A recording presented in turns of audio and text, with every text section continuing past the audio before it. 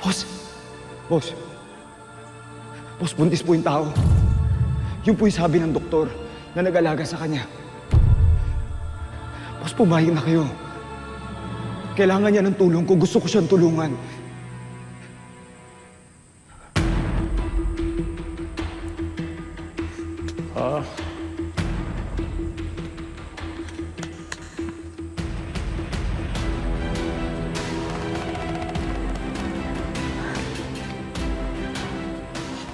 Ivan, kung yan ang gusto mo, okay. Pero siguraduhin mo na hindi ako madadamay sa lahat ng ginagawa mo. Ha? Opo. Opo. Salamat, boss.